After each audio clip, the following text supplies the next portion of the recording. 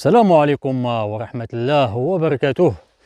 أعزائي المتابعين، أهلا وسهلا بكم في هذا الفيديو الذي ننقل إليكم من أعلى قمم جبال تطاوين، جبال الزرقاء، عين الزرقاء.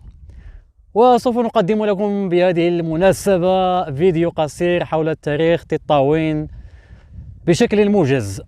مدينة تطاوين التي نلاحظها هناك ماثلة أمامكم من هذه القمة هي مدينة قديمة جدا تعود إلى العهد الروماني وعهد الممالك الأمازيغية، حيث نشأت هذه الدولة أو هذه المدينة منذ ما قبل التاريخ، وكانت حسب المصادر التاريخية تكنة عسكرية للرومان وتسمى مدينة تامودا.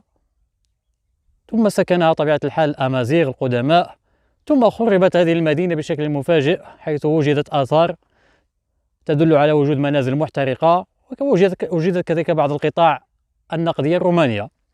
ثم انتقل سكانها إلى جبل درسا. هناك من جبل درسا هناك سوف تنشأ المدينة تطاوين التي نعرفها اليوم، خصوصا كانت حصنا في عهد الماريني، بنيت كحصن.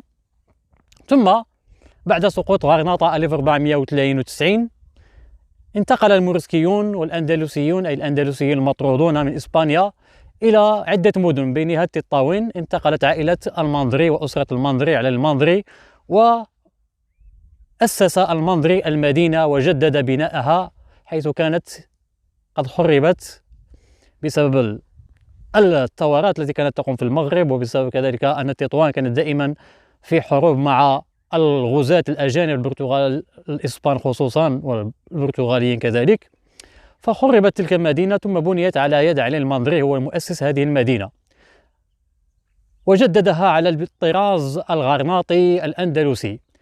ثم توالت عدة أسر حكمت تطوان، مثل أسرة آل نقسيس، ثم أسرة علي الريفي، واستمرت تطوان بين المد والجزر حتى جاء الاستعمار الإسباني الذي غزا المدينة منذ 1911، وهنالك بنيت مدينة جديدة هي المدينة الإسبانية محاذية للمدينة القديمة.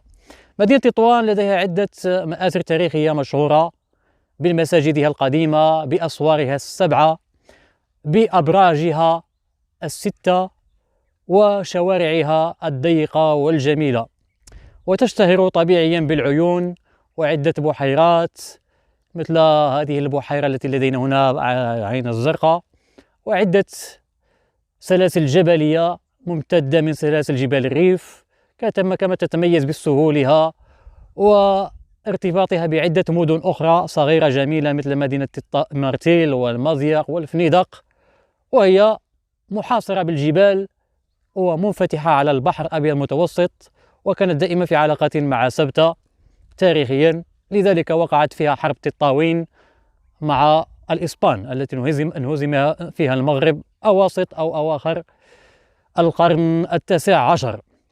إذن أعزائي، بكل اختصار هذه نبذة مختصرة عن مدينة تطاوين التي نحن الآن على مشارفها كما تلاحظون.